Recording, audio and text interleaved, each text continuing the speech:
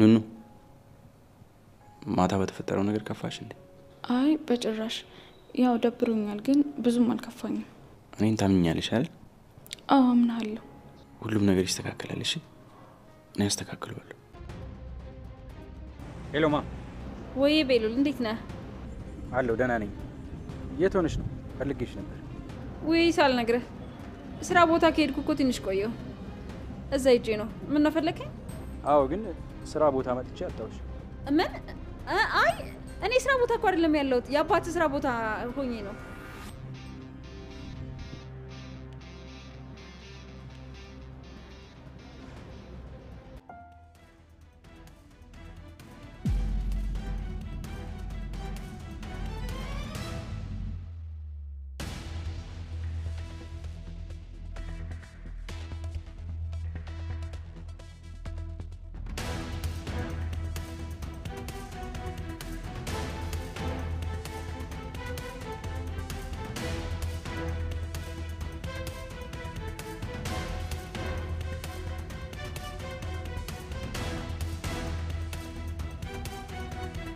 ከኛ የሚጠበቀው በትዕግስት መጠበቅ ነው። እሺ?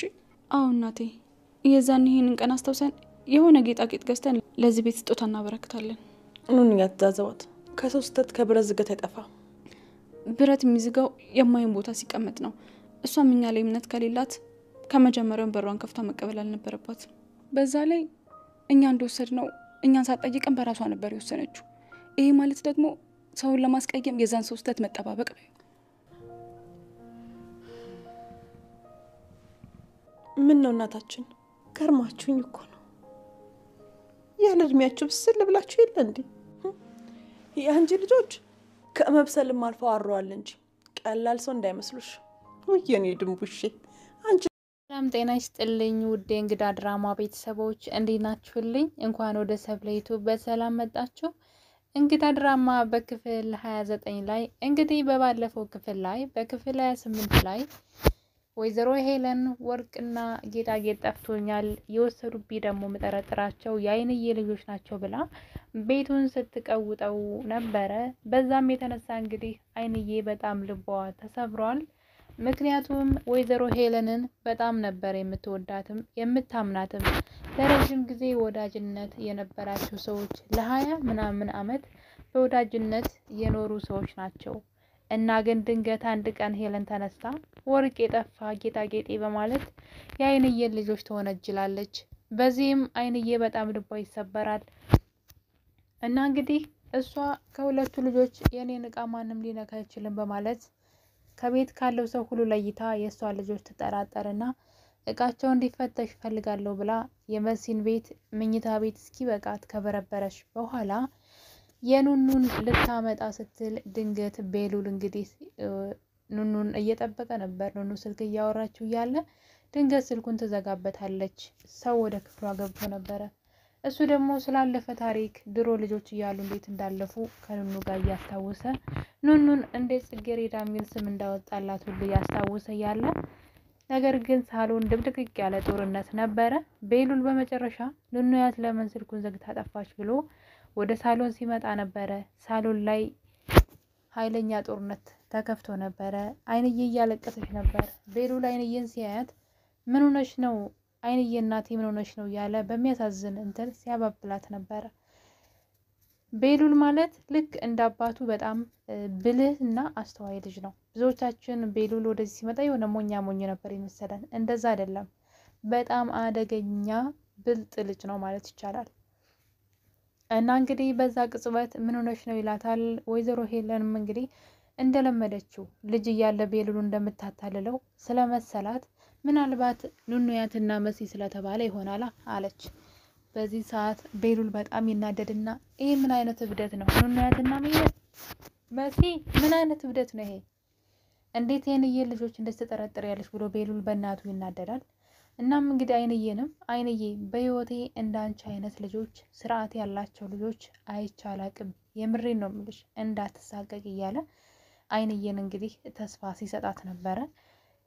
ነገር ግን እንግዲህ ያ ሻንጣ በግድ ይፈተሻን ተባለ። እሱ ግን የኑኑያት ሻንጣን ማንም ሰው የመፈተሽ መብት የለውም፣ አትፈትሹም፣ እናቱን እረፊ፣ የምታደርጊው ነገር ይሄ በጣም አጸያፊ ነገር ነው። ክብርሽን አትጪ፣ ይሄ ልክ አይደለም ቢላትም እሷ ግን እንደው ካልፈተሽኩኝ ሙቼ እገኛለሁ ብላ እንግዲህ ኑኑያት ደግሞ የእሷን ቦርሳ እንዲሰጣትና እንድትፈትሸው እንደምትፈልግ ተናግረዋለች ለቤሉል።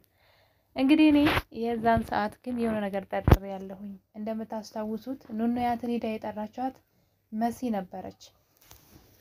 መሲ ስትጠራት ክላሷ ገብታ ድንገት ኑኑያት ከተቀመጠችበት ብድግ ስትል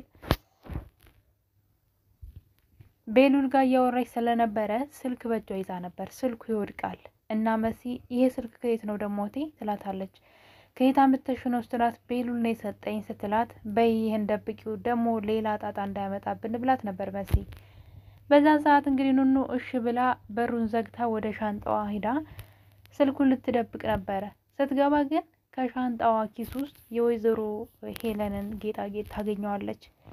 እናም እንግዲህ ኑኑዬም ታማትብና በድንጋጤ የሆነ ቦታ መደበቅ አለብኝ አለች። ምክንያቱም ደግሞ ሻንጣው ይፈተሽ ሲባል ሻንጣ ውስጥ እንደሚገኝ ስላወቀች አልጋዋ ስራ አስቀምጠው ትሄዳለች። እና እኔ እንደው በጣም ይሄን ነገር አስቤዋለሁ። በቃ ልክ ስልኩን ስትደብቅ ይሄን ነገር ታገኘዋለች ብለን ነበረ። እንዳልነውም እንግዲህ የኑኑያት ቦርሳ ሲከፈት ብዙዎቻችን ደግሞ ማን አውጥቶላት ይሆን? ግን ከዚህ ጉድ ማን አውጥቷት ይሆን? ቤሉልስ ያምናት የሆነ ወርቁ ሲገኝባት እያልን ስንጨነቅ ነበረ። ነገር ግን ወይዘሮ ሄለን የእሷን ቦርሳ ገልብጣ ብትበረብርም ምንም ነገር ማግኘት አልቻለችም።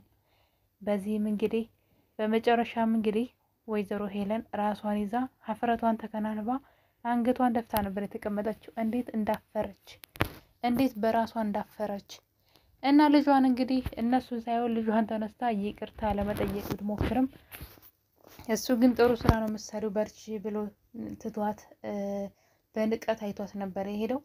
እናም እንግዲህ መሲና ኑኑም ደግሞ እናታቸውን ይዘው ወደ መኝታ ቤት ይሄዱና ከእናታቸው ጋር ሲያወሩ መጀመሪያውኑ በእኛ እምነት ከሌላት ለምን ቤቷን ከፍታ አስገባችን? መጀመሪያም ስበብ ትፈልግ ነበር እኛን ለማስወጣት፣ ስለዚህ ተዋት ብለው እናም እንግዲህ ቤሉል ይህን ነገር ተኝቶ ያስብበታል። እናም በጧት ተነስቶ ነበረ አይንዬን የሆነ ቦታ መሄድ አለብን ብሎ ከአይንዬ ጋር ይነጋገሩና አይንዬን ከቤት ይዟት ይወጣል። እናም ቆንጆ ቤት ተከራይቶላት እዚህ ነው ከዚህ በኋላ የምታርፊው ይላታል።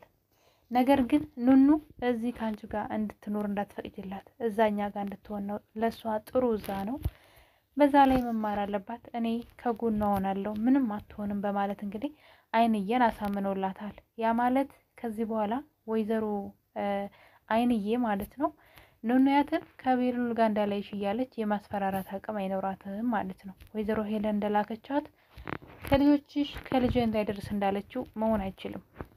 በሌላ በኩል ደግሞ ኑኑያት የደበቀችውን ወርቅ ለእህቷ ለብቻዋ ታገኛትና እህቴ ወርቁ እኮ እኔ ጋ ነው፣ ጌጣጌጡ እኔ ጋ ነው ትላታለች።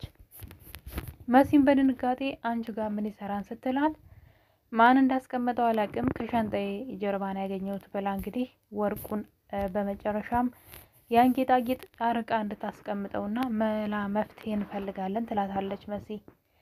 እናም በዛ ቅጽበት ጧት ላይ ቤሉል ወደ ሳሎን ሲመጣ የማናግር ነገር አለኝ አለች። እንግዲህ ታላቅ እህት በጣም ደስ ነው የሚለው መሲ ኑኑያት ታናሽ እህቷን እንዴት እንደናት እንደምትሆንላት እና ቤሉልን እንግዲህ ስታወራው ነበረ እንደሚወዳትና እንደሚያከብራት እንደሚያዳምጣት እርግጠኛ እንደሆነች ተነግረውና ስለዚህ ምልህን ነገር አዳምጠኝ በማለት ከኑኑ እንዲርቅ ማለት ነው። ወይዘሮ ሄለን አንተና ኑኑ ባላቸው ግንኙነት ደስተኛ አይደለችም፣ ስለዚህ ከኑኑ ራቅ ትለዋለች። እንዴት ነው ማን አግብቶት ነው ምርቀው ይላታል። ፍቅረኛ አለች፣ ስለዚህ ደስ አይላትም። እኔ ምንም አይነት ፍቅረኛ የለኝም፣ ለዚህ ከሆነ ያስቀመጥሽኝ ልሰማሽ አልችልም፣ ምንም አይነት ምክንያት ሳይኖርሽ ደግሞ ከኑኑያት ልርቅ አልችልም ብሏት እንግዲህ መሲን ትቷል ሊሄድ ሲል እንደዛ ሳይሆን ብላ ወርቁን እንግዲህ ጌጣጌጡን ትሰጠዋለች። ይኸውልህ ይሄን ከኑኑያት ቦርሳ የሆነ ሰው አስቀምጦታል፣ ሊጎዷት የሚፈልጉ ሰዎች አሉ፣ ለዛ ነው ከሷ ራቅ እምልህ፣ ከዚህ በላይም ሊጎዷት ይችላሉ ብትለውም እሱ ግን ችግር የለውም እኔ ሁሉንም አስተካክላለሁ ብሏል። በጣም ጎበዝ ልጅ ነው በነገራችን ላይ ቤሉል ማለት ነው፣ በጣም ጎበዝ። በዚህ ከቀጠለበት ወይዘሮ ሄለንን እንደዚህ ፊት ለፊት ሳይሆን ቀስ እያደረገ ነው የሚጫወትባት። ወይዘሮ ሄለን እሷ የሱን ገንዘብ ለመውሰድ የውሸት ፍቅረኛ ናት ብላ ምታ እንግዲህ ሴት በግድ እንዲያገባ እያደረገች ነበረ። አሁን ላይ እሱ ደግሞ ስለ እሷ በጣም መጠራጠር ጀምሯል። ጭራሽ ዛሬ ደግሞ የገዛ አጎቱ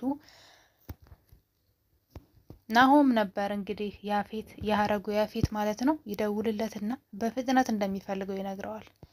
እናም እንግዲህ ሄለን ደግሞ እንደምታዩት ሼክ ዝንጥ ብላ ሀዘንተኛ እንኳን ሳትመስል የባሏ ሞት ምንም ሳይመስላት ቴዲን ለማግኘት ከቤት ወጥታ ትሄዳለች።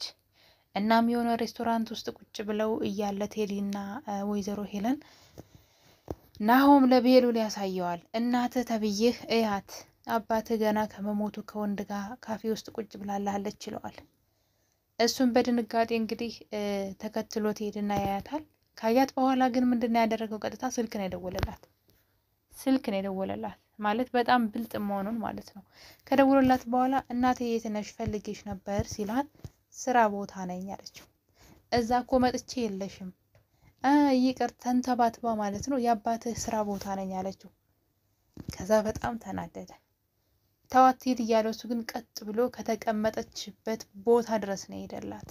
ወይዘሮ ሄለን ቁጭ ብድግ ነው ያለችው። ስታየው ቁጭ ብድግ ማለት ነው። ምክንያቱም ቤሉልን በጣም ነው የምትንቀው። እንከፍ ነው የምትለው። እንከፍ አንተም ሰው ሆነህ ብላ ነው የምትናገረው። እና ባየችው ነገር በጣም ነው የደነገጠችው። እና ቤሉል ያልታወቀበት ብልጣ ብልጥ ነው። ብዙ አያወራም፣ ዝም ነው የሚለው። ነገር ግን በጣም አደገኛ ነው። እና እንግዲህ ወይዘሮ ሄለን በቁሟ ተወርዳለች። በቀጣይ ክፍል በክፍል 30 ቤሉል ምን ውሳኔ ሊሆን ይችላል አብረን የምናይ ይሆናል። የኔ ቤተሰቦች ለቤት አዲስ ከሆናችሁ ሰብስክራይብ አድርጉ። አዳዲሶች ደግሞ ሼርና ላይክ አድርጉልኝ። ሀሳብ አስተያየታችሁን ኮሜንት ላይ አስቀምጡልኝ። እወዳችኋለሁ። ስለነበረን ቆይታ አመሰግናለሁኝ። ቸር ቆዩልኝ።